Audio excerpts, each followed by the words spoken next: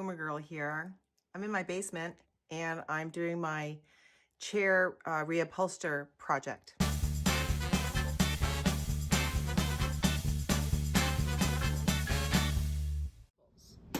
So the tool really is the awl. The pointy part, you can really get under it and you can get all the parts up and then pull them out with your pliers. I finally finished removing all of the staples from the four seats, and these are the nails for the chair covers. So when I turn it over, it has a fitted piece of foam on this board. It's particle board, but it's pretty sturdy. And then here's my piece of material. So I need this times 4 because I have 4 chairs. One of the reasons why I took it off is so I could see the size and how much you need. So it don't really need a lot.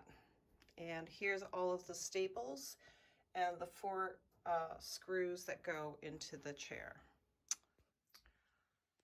This is backer to cover the board.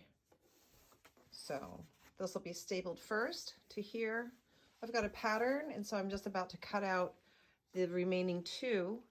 And so then I'll have 4 of these, and that'll be for the first to go down. Here's my new staple gun, and it's pretty easy to use.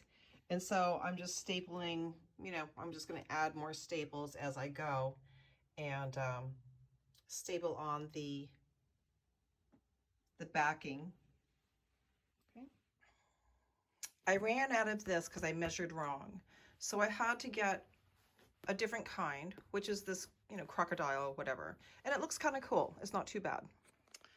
So I didn't pay attention to which cushions went on which chairs because I guess the holes are not all in the same place. So I have these toothpicks here because Boomergurl's putting her thinking cap on, trying to figure out how am I going to figure out which chair, which cushion goes on which chair. There, the chair fit on these toothpicks, so I'm going to assume that these line up all right.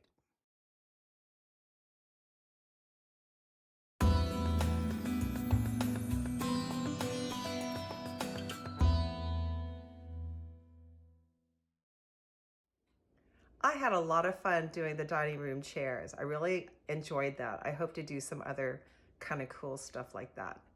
Anyways, hope you enjoyed this video. Please like, share, follow, or subscribe.